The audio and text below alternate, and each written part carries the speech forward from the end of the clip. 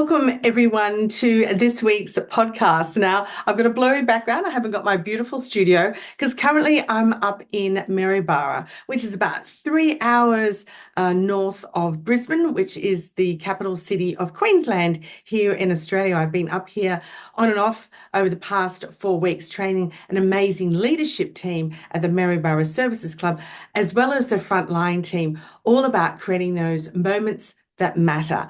Excellence engagement with their customers, which is a perfect intro into wrapping up the month of October, where this month, as I said, being up here out of the 3 weeks out of the 4, I've also had the privilege of and honor of interviewing 4 amazing business tycoons, I would say, in the world of hospitality, AI, and everything that just flows beautifully with customer service and excellence experiences. Plus, I also want to wrap up in talking about my own personal experience with customer experiences when it comes to my daughter's wedding, which was on the 11th of October this month. So I have had a very, very busy month. So let me do a wrap of this month. And I am going to use some notes because I certainly want to do justice to each of the 4 wonderful, amazing podcast guests that I had. So we began with Tracy Sheen. Now, Tracy, who helped us see that AI isn't here to replace hospitality, it's here to reveal where our people shine most. Then we spoke with Emily Stanton. Now, from the Ningen Hotel, I loved chatting to Emily. She proved that hard work can revitalize an entire town. Her story of reopening a 40-year-old hotel, a hotel that was 140 years old and had been closed for 40 years, showed that service still begins with courage and ends with connection.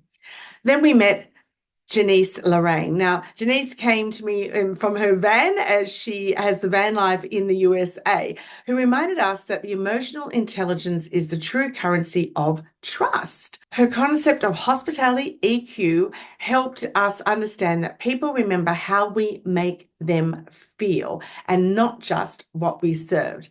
And then to finish the month off, I had the most amazing conversation with Nathan Toleman, who is the co-founder of the Mulberry Group based in Victoria, whose purpose-driven approach showed us that real hospitality is rooted in community impact and not just in serving meals or making beds. Each guest shared something unique, but one thread tied them all together: the courage to look honestly at your business through the eyes of the customer. And that's what it's all about, isn't it? It's, we can think of what we think our customers need or what their expectations are, but we really need to get back on the other side of the counter, so to speak, and actually see how is our customers seeing our business, whether it's online, whether it's in person, whether it's over the phone, whether it's some form of advertising, or perhaps, of course, most importantly, through your team members or even yourself when you go out to talk to them, whether it's in your business or you're out spruiking at conferences or having conversations in hallways at conferences or just being out and about at different networking events. What are they hearing about your business through you and your team? Let's start with the truth most leaders quietly avoid. We really experience our own business as a customer would. When was the last time you walked through your front door, not as the boss, but as a paying guest? When was the last time you queued at your own reception desk, ordered through your website, used your toilets, and actually rang your business and were put on hold? Oh my goodness, some of those on hold music or ads leave a lot to be desired. Mystery shopping is something that we've done over the last 30 years through our own proprietary software, and it forces that perspective shift. It's not about catching staff out. It's actually about showing the shining lights, but it also gives you a great foundation of where your where you are, and then benchmarking, not only with the industry, but also benchmarking against yourselves. Because to me, I think that is the best form of benchmark. But of course, after 3 decades with my own proprietary software, I also have our OOPS, that's my company, Optimum Operating Procedures and Services benchmark. And I'm a pretty hard taskmaster. In my experience, a good mystery shopping program tells 2 stories: the functional story, what happened, and the emotional story, how it felt. How did that interaction make me feel? So, because guests don't just remember what you did, they remember how you made them feel in the process. Nathan Toleman's journey proves this perfectly. He built cafes and restaurants that became cultural icons, not just because the food was good, although it is absolutely amazing, but because every element from design to service expressed a clear purpose to connect people. When you mystery shop your own business, you're testing the connection. You're asking, does our purpose show up in the first hello? Does it live in the language of our menu or website? Does it linger when guests leave the car park? I often tell clients mystery shopping isn't a report, it's a reflection. It mirrors back the experiences you think you're offering and compares it with the one that the guest actually receives. The reason mystery shopping matters is simple. Most guests won't tell you the truth. They'll smile, pay, and perhaps never come back. And the problem isn't malice, it's manners. People don't like confrontation. They don't want to ruin somebody's day, so they leave, offering polite silence instead of helping truths. Mystery shopping fills that gap. It creates a safe space for honesty because the shopper isn't emotionally invested.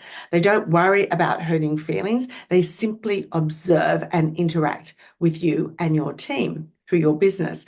And if you've ever read a mystery shopping report, you'll know it's humbling. You see every friction point you've become blind to. In Nathan's world, it might be the temperature of the coffee. In Janice's, it's the emotional tone of the greeting. In Emily, it's the timing of a meal in a country town where everyone knows everyone. These micro moments build or break reputations. Here's what I've learned working with hundreds of venues over the last 3 decades. Customers judge consistency more than perfection. They forgive mistakes if empathy follows quickly. They stay loyal when they feel they are seen, when they feel that they belong, that they've made the right decision to come to you. A mystery shopper helps you measure all 3. Let's bring in Tracy Sheen's world, the world of AI as it rises in hospitality. AI can scan your reviews, track wait times, even predict menu preferences, but it can't feel the room. And it doesn't know if a guest smile is polite or is it genuine. That's where emotional intelligence, AI, still reigns supreme. Janice Laraine calls it hospitality EQ. She teaches that aesthetics and automation attract guests, but empathy keeps them. Oh my gosh, that is so true.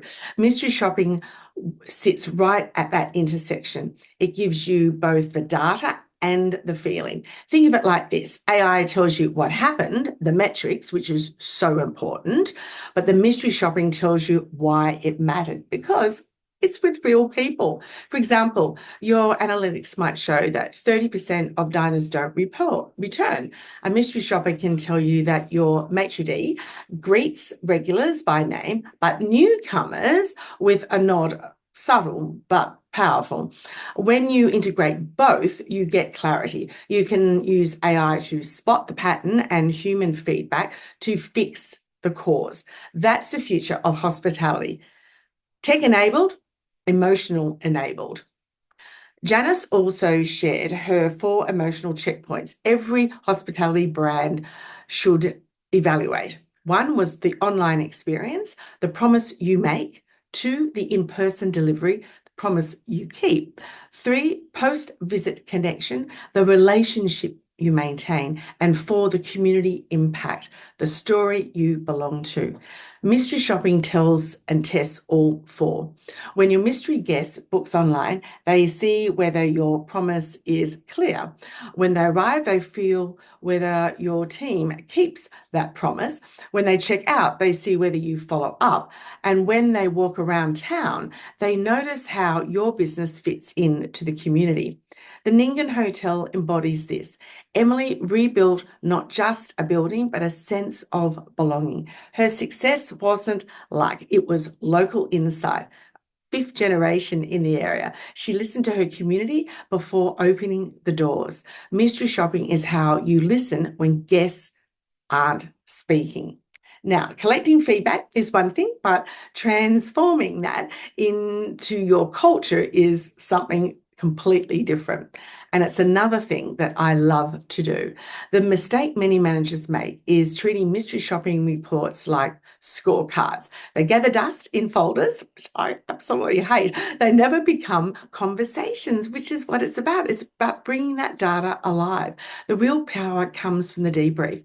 After every mystery shopping cycle, I recommend hosting what I call a feedback huddle, a 15-minute, no blame team chat. Ask 3 simple questions. What do we do brilliantly? What surprised us? And what will we do differently this week? You'll be amazed how quickly culture shifts when staff are feedback as fuel, not fire.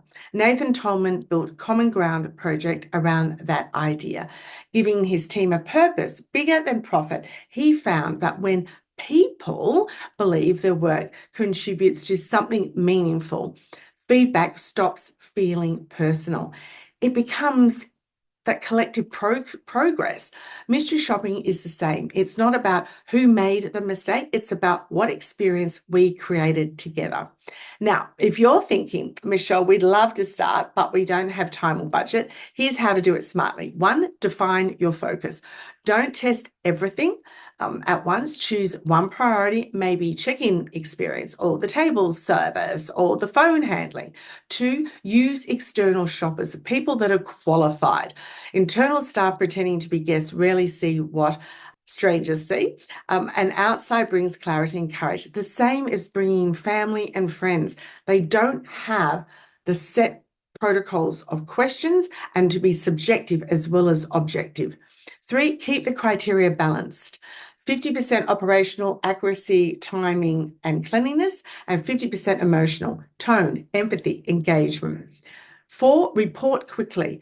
Feedback older than 7 days loses impact. Deliver the report while the memory is fresh. Our reports are conducted by my team that have been with me for many years, decades even, but we're always bringing on new people, which is wonderful because you start to see, they'll go and they may see something at a venue, a new client, you go, wow, just looking at all these different perspectives is unbelievable, and we love that. But our reports are with our clients within 24 hours.